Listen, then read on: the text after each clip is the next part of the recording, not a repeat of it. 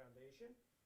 And I'd like to start with just a couple of housekeeping items before I introduce tonight's speaker. Their next legacy lecture will be Thursday, April 20th, right here. And that evening, Chris Gorham will come to speak on his book, The Confidant, the untold story of the woman who helped win World War II and shape modern America, a woman named Anna Rosenberg. Anna Rosenberg, some of you might know, was, I know Wayne Thompson certainly knows, was appointed Assistant Secretary of Defense when Marshall was Secretary of Defense, which made her the highest ranking woman in the Department of Defense to that date. So, but she had a fascinating backstory as well. So please consider joining us on April 20th for that talk. There's obviously more information about this, all our upcoming events, including lectures, on our website, marshallfoundation.org, that you can check. And of course, you will be most likely getting those mailers from us, which you can always stick on your fridge to remind you about these events.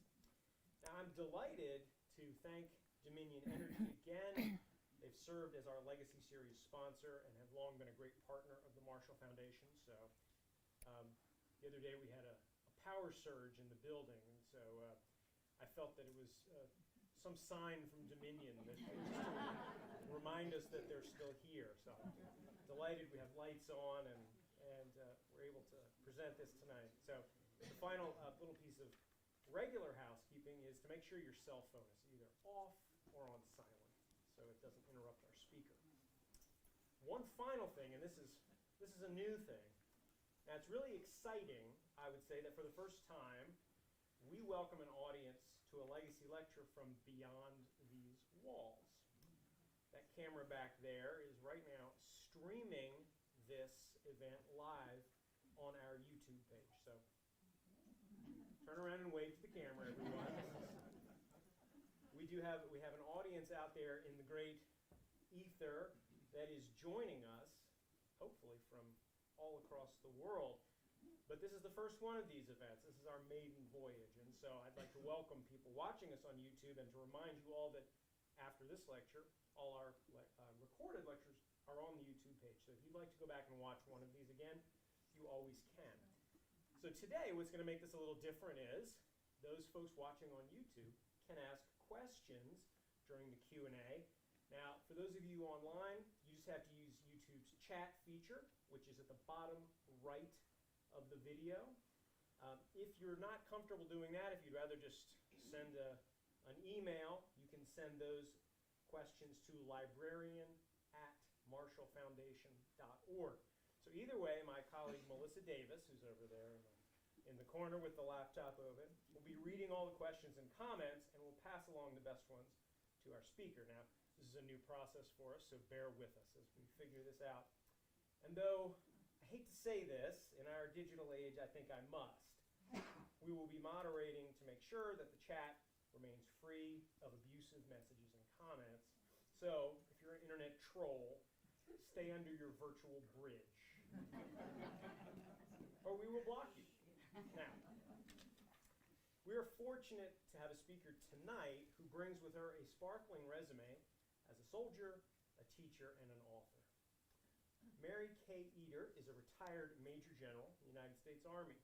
She served as the Deputy Chief of the United States Army Reserve and Deputy Chief of the U.S. Army Public Affairs prior to being appointed Commanding General of the United States Army Reserve Joint and Special Troops Support Command in 2009.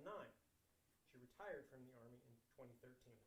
She's a bachelor's and master's graduate of Edinburgh University of Pennsylvania and holds an honorary doctorate from the school as well. She's also a graduate of Senior Executive and Leadership Programs at National Defense University and the Army War College. She's held numerous positions, including, apropos, I suppose, of being here with us at the George C. Marshall European Center for Security Studies in Garmisch, Germany. And I don't think I go out on a limb too far to say that she is, I bet, the first speaker here at the Foundation who's received the Knight Grand Cross of the Order of St. Gregory the Great, bestowed by Pope Benedict in 2011. Wow. So please join me in welcoming Mary Eder. Thank you. Watch the chords. Okay. And you're right, the sun is in the correct position now. So it's wonderful to be back here. I spent a number of years with the 80th Training Command in Richmond, and we would have conferences here. And many of the people I worked with in the 80th were graduates of VMI. So it's always been a place I've loved to come back and visit, as is Lexington. But I'm glad you all came out so I can talk to you a little bit about these people who over the past several years have become my friends as I started to work on this book. But it didn't start out that way. In the beginning, I was asked to speak at an Army conference. All right, don't move. He told me I can't walk around. Which is bad because I'm a wanderer. So if I get too far, just give me the sign and I'll come back. I was asked to speak at a conference. Well, I was the substitute because the main speaker had dropped out. And I had just finished that day reading 2 obituaries about women from the greatest generation as they continue to pass in larger numbers from this earth. And I was fascinated with the stories. And I thought, why don't I know this? All these years in the Army, why haven't I heard some of these stories? So I saved them.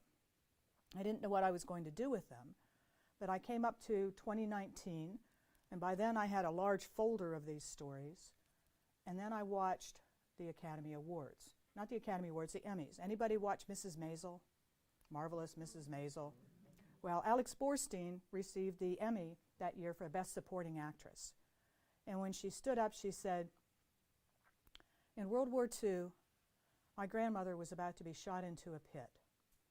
And she turned to the guard and said, what happens if I step out of line? And he said, well, I don't have the heart to shoot you, but somebody will. She stepped out of line. And for that, I am here today. And for that, my children are here today. So step out of line, ladies. Step out of line.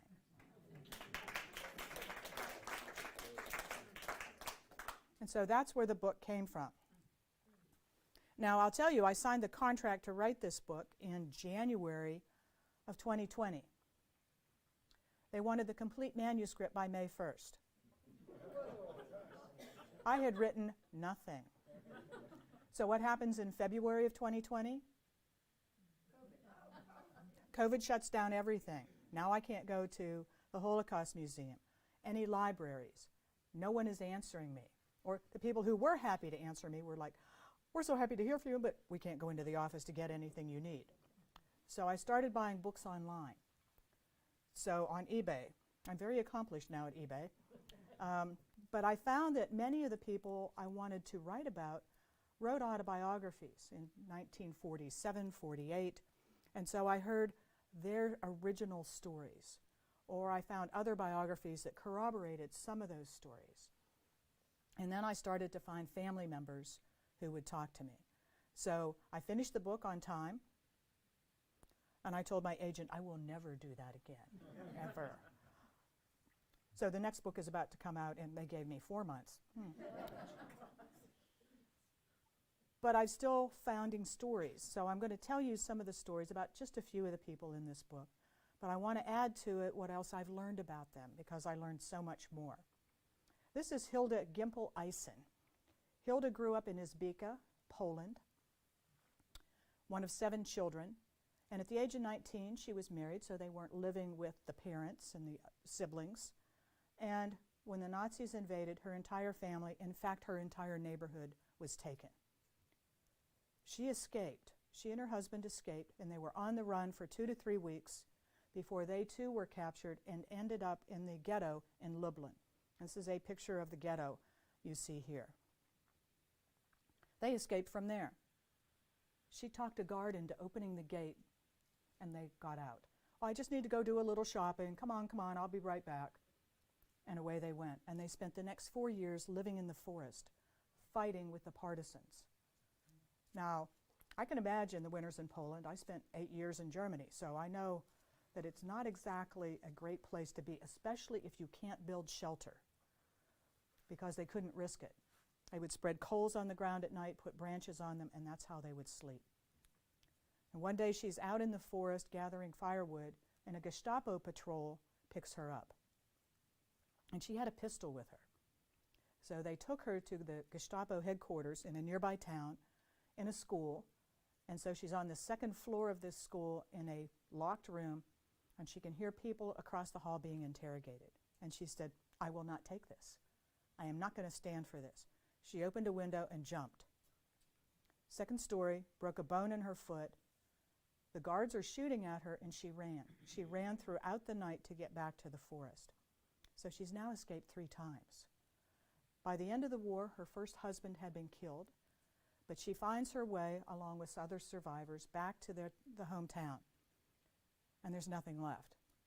The only thing left of her family is a little piece of embroidery that is on the wall in the kitchen.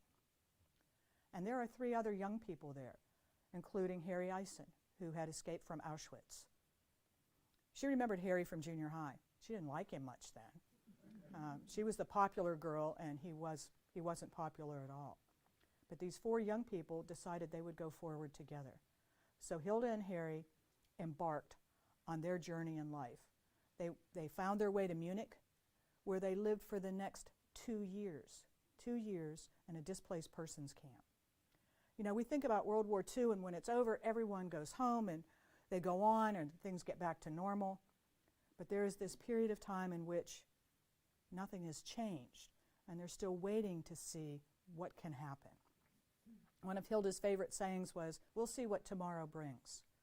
She found a distant cousin to sponsor them. They moved to the U.S., to California, and Harry gets a job in a hot dog factory. That's all he can do because he doesn't speak English. And so they're trying to learn English. They're trying to figure out how to make all of this work.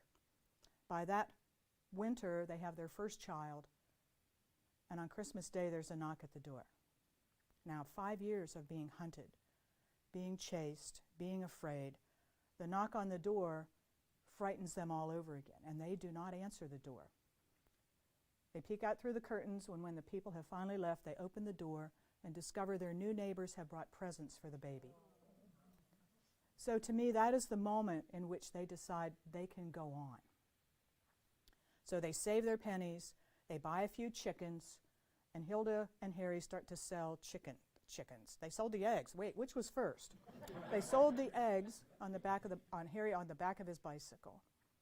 By the time they sold that business in 2002, they had 450 employees, 800,000 chickens, and an annual income of $110 million. And they were incredible philanthropists.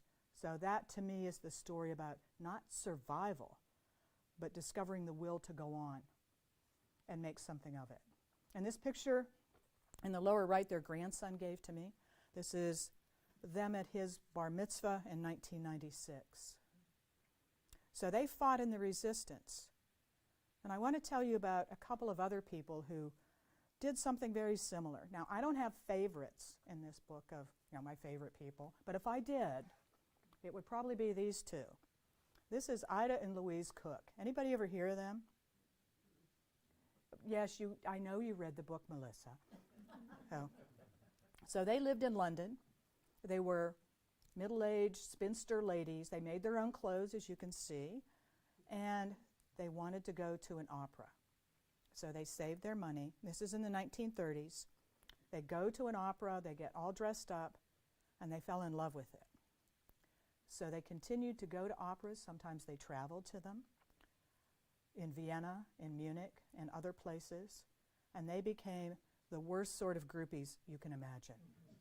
They would hang out at the stage door. They would try to meet the stars. They would get their autographs. And then after a while, they became critics. I don't think the soprano did well tonight, did you? But by 1936, when the symphony conductor came up to them when they were in Berlin and said, "Listen, would you take a friend of mine back to London with you?" "Oh, sure, she can come with us, no problem." They didn't know they were helping someone escape the Nazis. And so for the next 3 years, they continued to do just that on every trip they took. So in the end, they saved 26 families from certain death. Now, this is a time when people go, "Well, what can I do? I'm just a government clerk working in London. What can I do?" And certainly, they found a way to do something. To raise money, sometimes they spoke in churches, but they had another source of income too, because Ida wrote romance novels. Here's one of them, the girl in the blue dress, It was obviously a big seller. This one cost 75 cents when it was reissued in 1947. Cost me a little more than that on eBay, I'll tell you. But the money from those books is what helped fund their rescue efforts. It stopped in 1939 after war was declared on Great Britain, so they spent the war years not knowing what had happened to any of the people they had saved. But after the war, they got together again with many of them, and in the following years, they were certainly recognized quite a bit. And Ida became the second president of the British Romance Novelist Association. People would come up to her and say, "Well, I don't read your sort of stuff." And she would say, "Really? Well, I bet you can't write it either." They said she was just a little bit loopy, enough to be interesting. But one of the things she always said about their time during the war was, we saw the problem and we knew what we could do, and we stayed within our lane, and we were able to make a difference. There was one time on the train when a Gestapo agent came up to Ida, and she was wearing a giant diamond brooch that, of course, to leave the country, people had to liquidate their assets to show they could survive. So they would go on their trips in their house dresses and their twin sweater sets, and come back in furs and jewels and with new friends. So this agent comes up to Ida and says, "Where did you get that brooch?" And she said, "I think I look good in it, don't you?" She chased him down the length of the train car until he went away. So sometimes there was danger, but they had ultimate faith in their British passports, and they succeeded.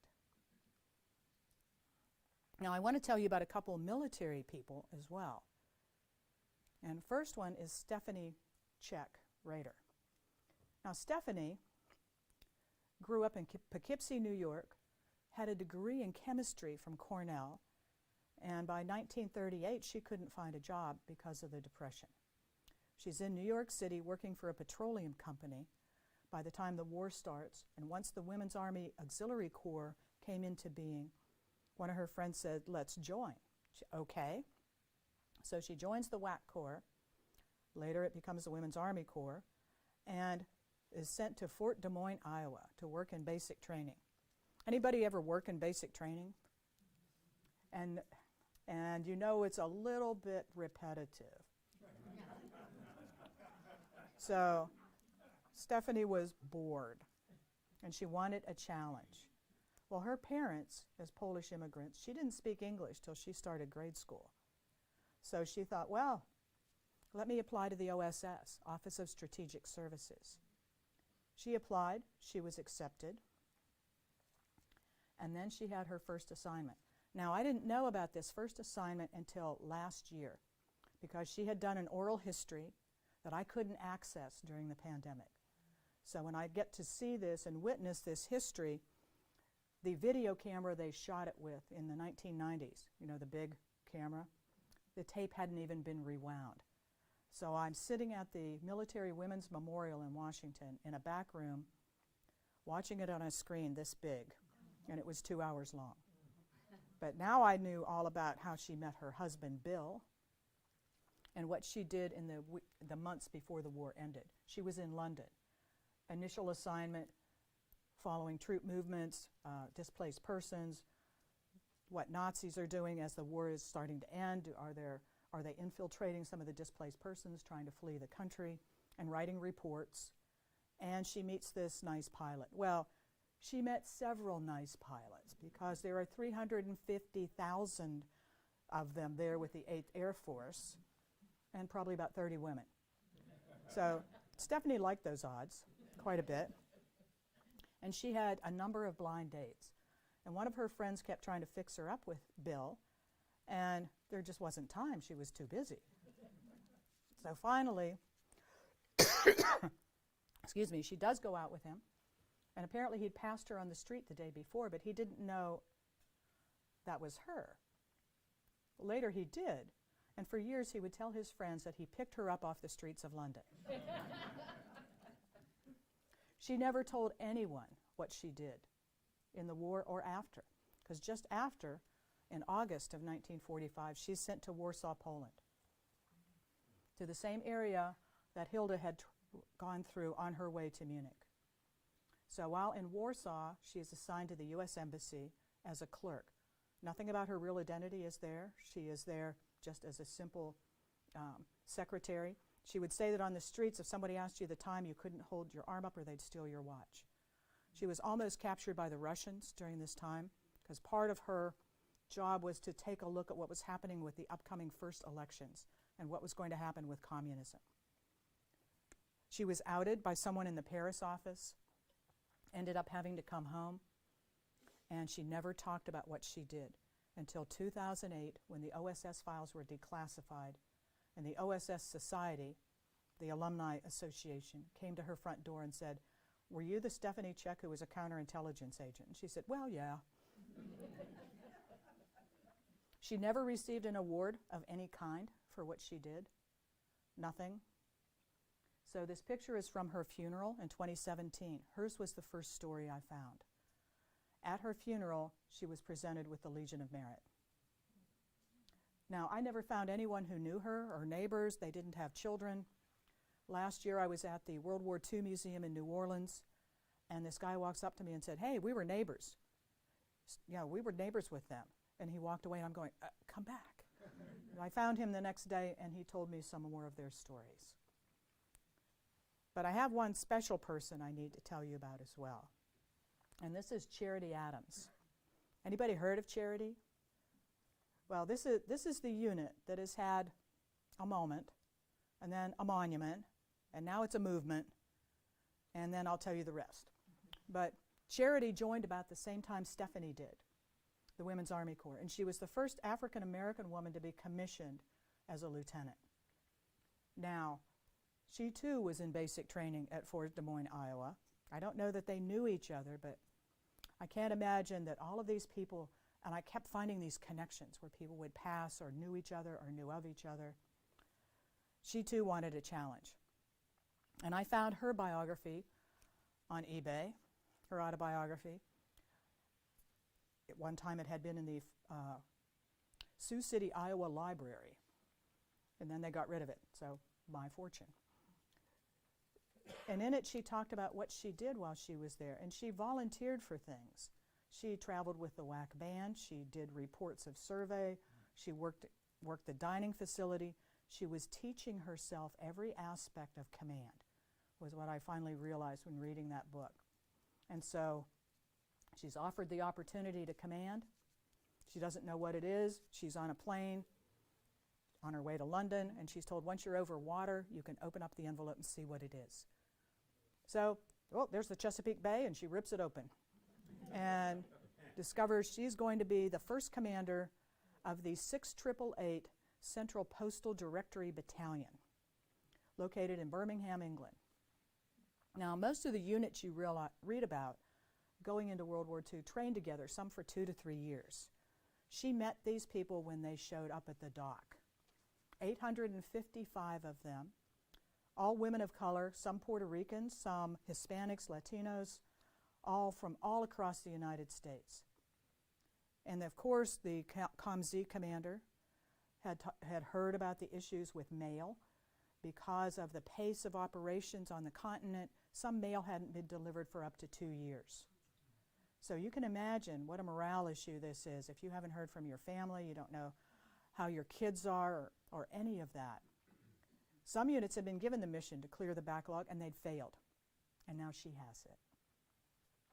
So they have a parade, they have a pass and review, because that general asked, "So, Charity, are your troops good marching troops?" "Oh, yes, sir." She had no idea. So there is video of this. So, you know, we don't see many pictures of people's individual experiences, but there's a little bit of video of this. So the next day, they go to the warehouses to see what's in there. And it's 17 million pieces of mail stacked to the rafters, including Christmas packages, you know, the little rat eyes in the dark because they're snacking on some of the older ones. So she divides the soldiers into 3 shifts. They work 24 hours a day. Each shift cleared 56,000 pieces of mail. They were given 6 months to do this. They did it in 3. So what happens in the Army when you do well? You get more to do, right? So off they go to Rouen, France, where then they clear all of the diplomatic mail.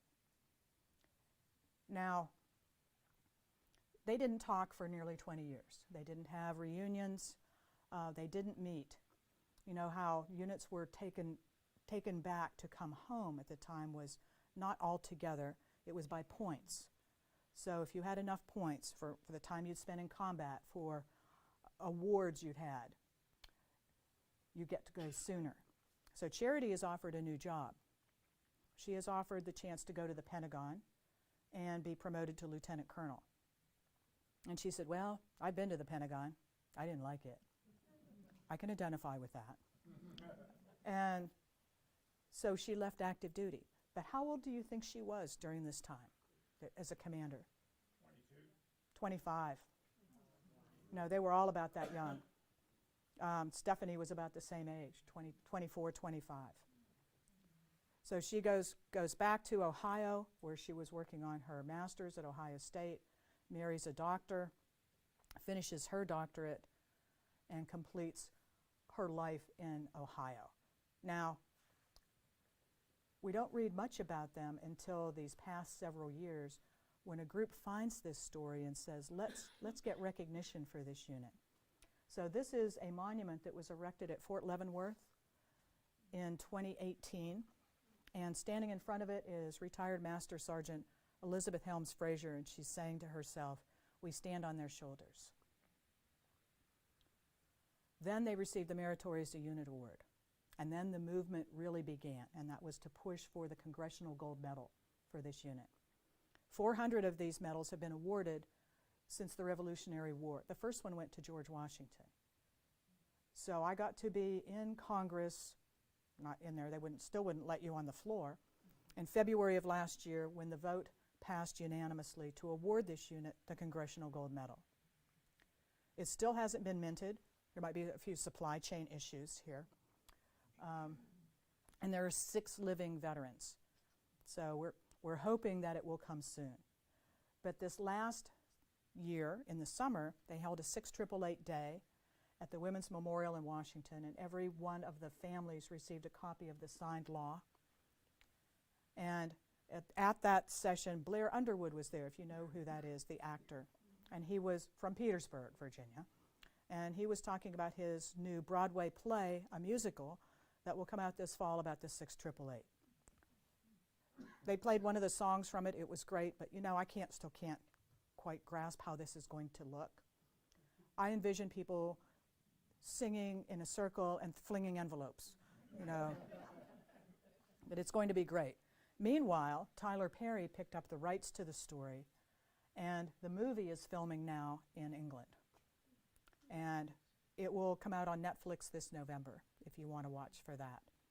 So, from a story no one knew that no one remembered, many of these stories, as they're being more widely known, create not just awareness, but I think pride in what they did when.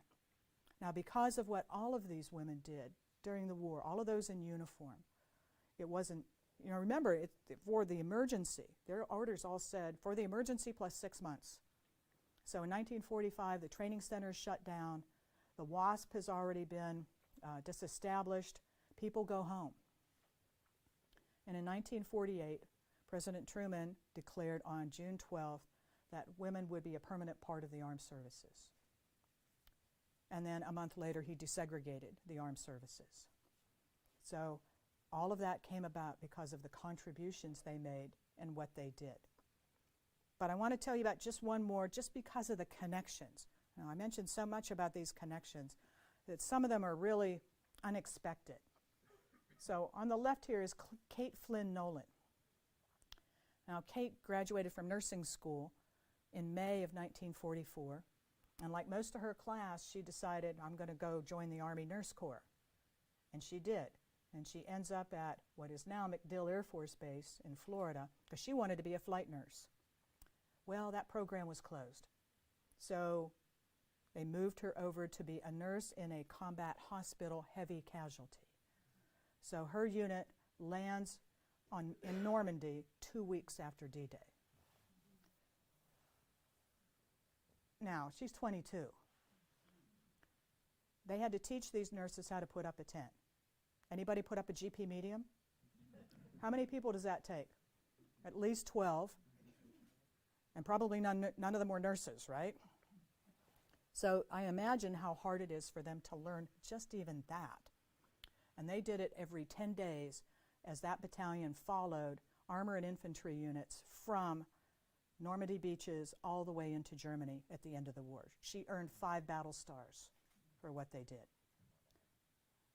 At the Battle of the Bulge, they had their first opportunity for a Christmas dinner and were very excited about this, and then the Red Ball Express showed up and they moved out. So for years, she went to veterans groups. She was part of the Battle of the Bulge veterans. And I talked to her children.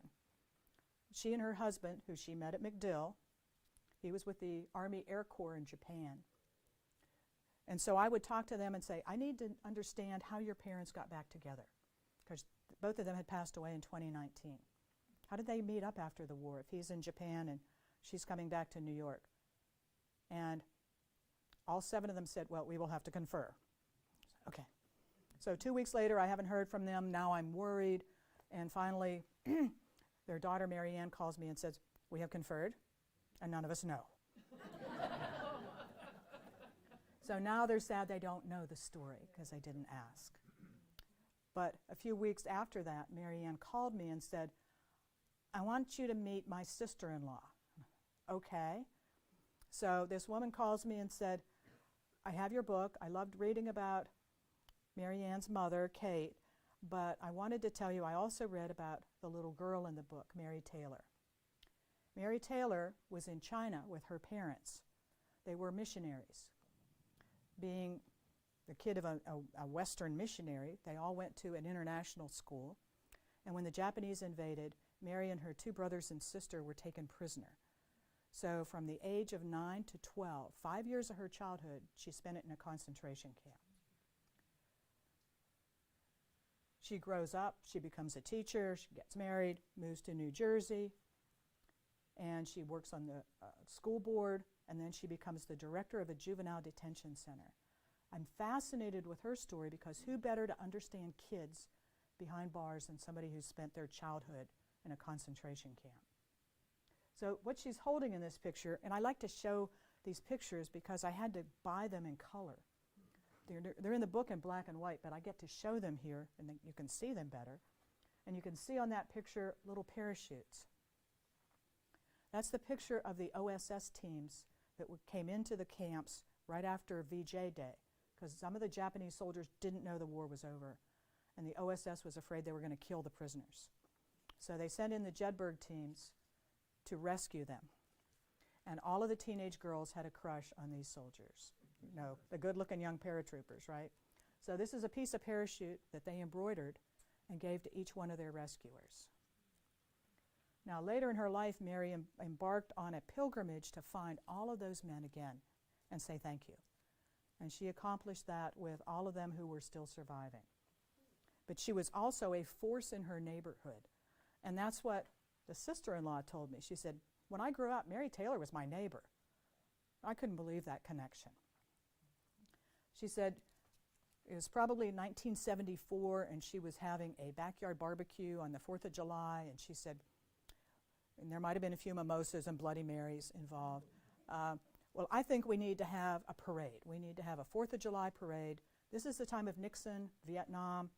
We need to show our patriotism. And so all of the neighborhood ladies came together and they sewed that flag. You can see that flag takes like 12 kids to carry it down the street on each side. And that flag was in the parade for the next 50 years. Mary passed away in 2019 as well. 2020, there is no parade. But the neighbors took that flag and put it up in front of their house. And people would come by just to put their hand on it and touch it. So this picture is from 2021 when the parade came back. And you can kind of see this float behind it. It's a really ugly airplane because some of the neighbors dressed up like paratroopers from World War II and walked along with it while kids handed out flyers telling her story. So I love these stories. They're real people to me. They're not, in the past we think it's all brown and gray. And no, these were real people who weren't sure that they could do what they did. But every one of them just wanted to make a contribution and do their best. So what Hilda Eisen said was, we'll see what tomorrow will bring. And she didn't mean that in a way of what horrible thing will happen. She meant it in the way of what opportunities will come our way. And what her husband Harry always said to her was, thank God we live in America. Thank you, and I await your questions.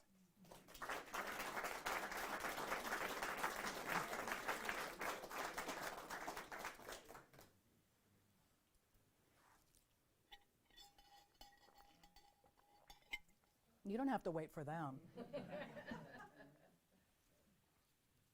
I ask you how you came upon the stories that you did? I mean, did you have a really specific process, or did they just sort of emerge for you? They sort of emerged for me.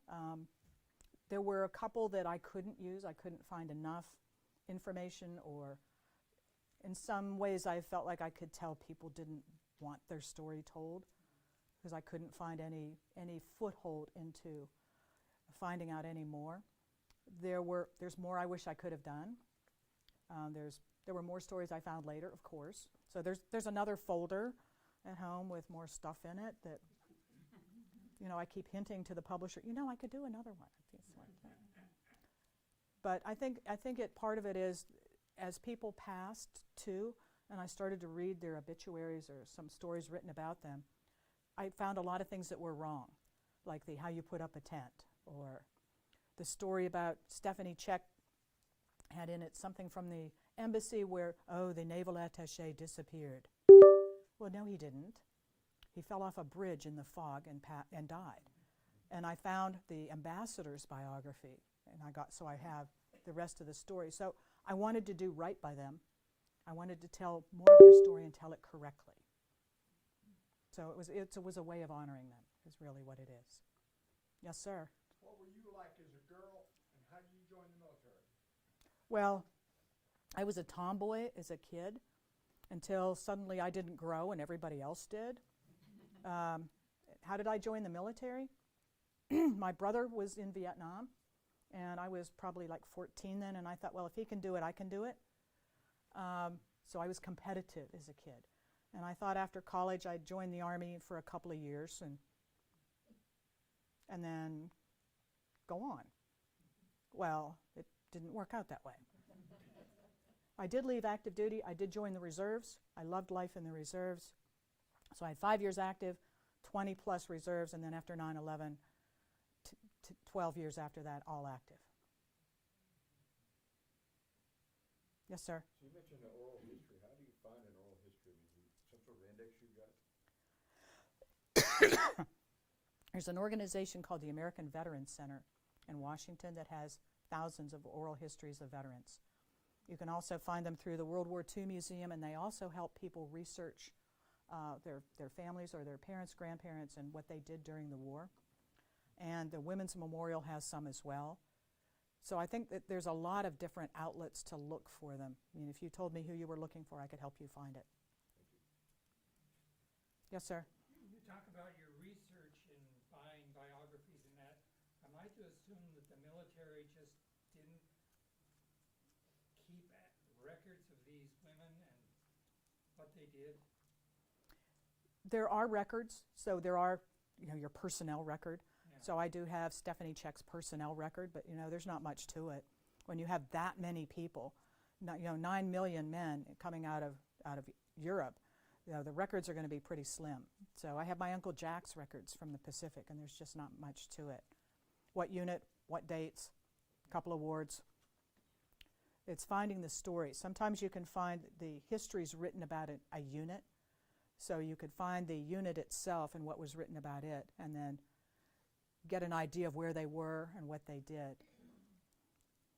So it's putting it together from a whole lot of puzzle pieces. And I'm not a historian. Anyone who is a historian will tell you that I am not a historian.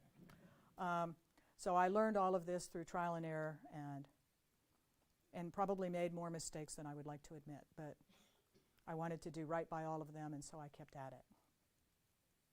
Yes, sir? Has enough time passed that all of the information that maybe was secret for some reason, is it all out in the open now from World War II? I don't think so. So some of the research I did was at the Army Heritage and Education Center at Carlisle Barracks in Pennsylvania. Quite by accident, I learned that they have all of the papers of Wild Bill Donovan, Major General Wild Bill Donovan, the head of the OSS. Some of that is still classified. It could be that they just haven't gotten to it. There's 31 boxes of stuff they have to get through.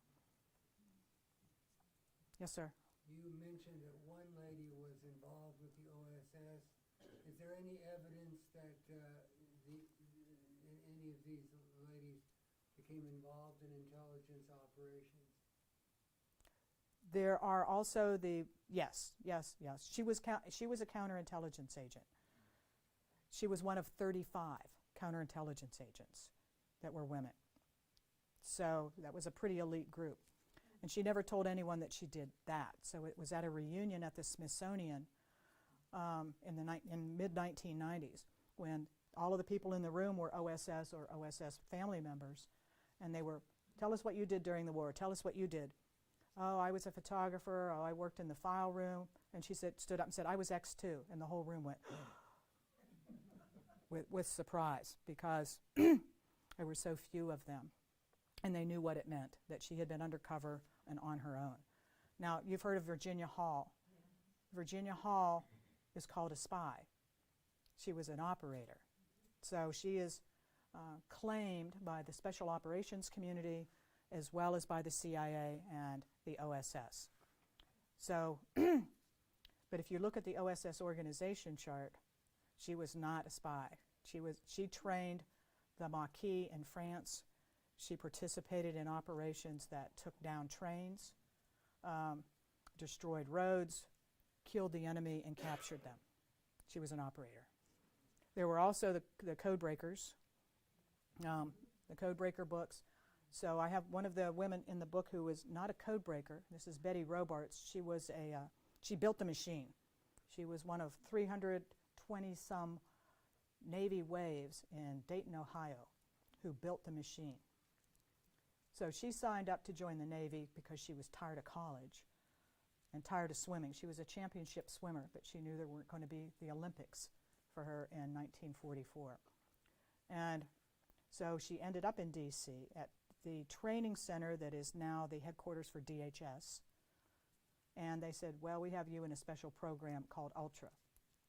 And we'll shoot you at dawn if you tell anybody. And she laughed. Well, that was a mistake.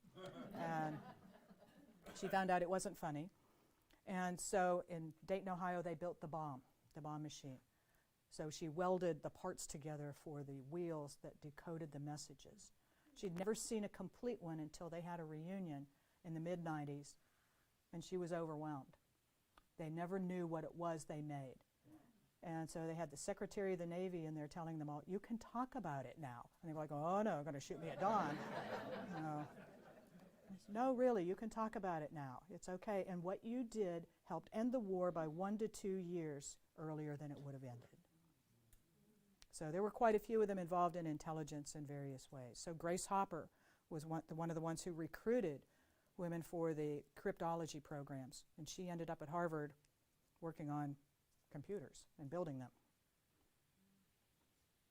Yes, ma'am. So you're a major general, and you've gotten to know these women intimately. The book is done. You're clearly a leader. What do girls today have to do to step out of line? What do people need to learn from this on that level? One of the things we do today is celebrate firsts. This is the first woman to do this. This is the first person from this background to do that. I think at this point in our country's history, we shouldn't have any more firsts. I think that is one thing that we need to get beyond the firsts. And we see volume now. You know, I talk about so many of these women, and they were alone in some ways. They didn't have mentors. They didn't have a support system. Stephanie Check was alone with what she did, and she wrote the book on how to do it. I also found the book that one of the other women in the OSS wrote about her time there. She later went back into the CIA. This is Betty McIntosh. She did propaganda. I like that. Propaganda and media campaigns. And her book is, she tells everything. They would not let her publish that today if she tried. But she also called William Donovan a penguin in the preface to the book, and he was not happy about that. But I think that's it about having more a volume. You know, at 18, there isn't anything you can't do, and everything you want to do. And I think the more opportunities there are, the more women go into them, and the more we all become more equalized in our expectations. So letting women become a permanent part of the armed forces was called, let's bring in the talent. And that's what we're recruiting today, is why would we let 50% of the talent in this country not serve? Anybody else? Yes, ma'am. Do you have any stories about the Women's Air Corps, or any particular women in the Air Corps that stand out? Sure. I mean, there's a lot of stories about the WASP. I have just met Erin Miller, who wrote about her grandmother. The book is called Final Flight, Final Fight, about getting the WASP recognized as veterans, because they were told they were going to be commissioned in the Army Air Corps, and they were not. They were civilians. So you already know all that story. Oh. So the final fight was getting her grandmother permission to be buried in Arlington. This is after they were granted status as veterans, which they gave up fighting. And in 1974, when the Air Force said, well, women are going to fly military aircraft for the first time, oh, that got them going. So what they did was ferry planes from the factory to units, and they also towed targets for ground gunners and air gunners. So in the book I write about Millie Rexroth. Millie was the first and only Native American to serve in the WASP. Now she joined in late 1944. She graduated in August, but she didn't know the political fights were ongoing in Washington. General Hap Arnold was not going to fight to keep them because pilots were already returning. And where do we have for them to go, for the male pilots to return? So she only flew for 3 to 4 months before her career ended. But she stayed with the Army Air Corps, then the Air Force, and she was an air traffic controller up through Korea. I think I've told you about everybody in the book now, because you keep asking me. Just about. Yes, sir. One person that was not in your presentation, which I liked very much what you said, was the name of General George C. Marshall. Was there, how was he related to all of this? Did he visibly support, is he considered a father of this group of extraordinary ladies? Sure, because from his position, he supported the Women's Army Corps. Olvita Kolpabi, there's pictures of him with her here as well. So he was well aware of what was happening with them, and he supported what they were doing for the fight, to support the fight. Sorry, I'm going back through all of my files from the Marshall Center in Germany in my head, and some of them are closed right now, so. But I will get back to you on that with more specifics. Okay. Well, if you're happy, I'm happy. So. Yes, sir. Is there a good place? My mother-in-law was an Army nurse in World War II, so I may be the only person in here whose mother-in-law wore combat boots. But is there a good place to preserve her story, or, what do I do with the stuff that she left? The Army Nurse Corps Association would be interested in her story, and if you want, you can probably donate it to, you'll have to tell me what organization, what unit she was with, and where she served, because there are probably other museums who would gladly take this and help tell her story along with many others that they're keeping, including the Women's Memorial in Washington. She helped clean up the concentration camp. So, Many of them witnessed that, including Kate, and she never talked about it. Never talked about it. You can also donate here as well, because you do have nurses' stories here. We absolutely have women from the Army Air Corps and from the WACs and from the auxiliary. So yes, absolutely. I think the great part about donating artifacts to a museum is you help not only tell their story, but preserve it.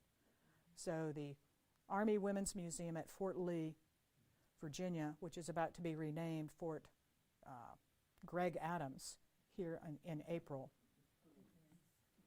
also has a lot of artifacts. So I've been there when they had just gotten in a foot locker from an Army nurse from World War II, and they hadn't even gone through it yet. It was as it was packed up in 1945.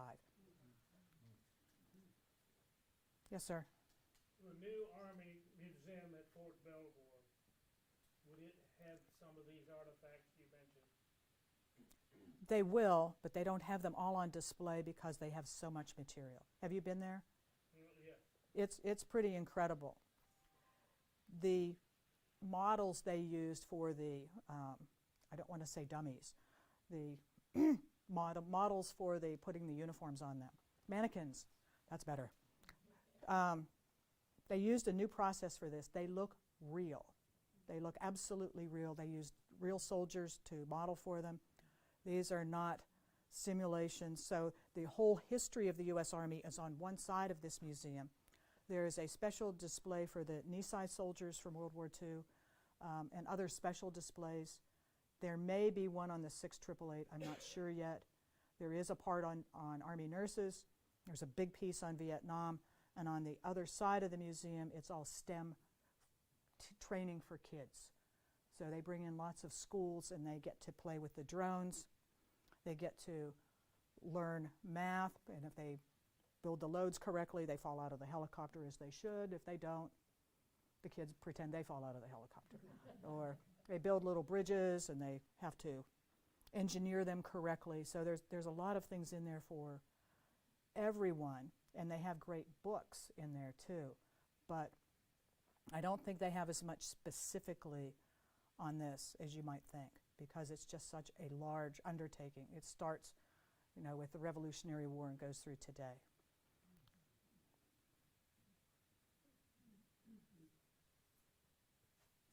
Well, I think we all owe Mary a very big round of applause. Thank you. Thank you.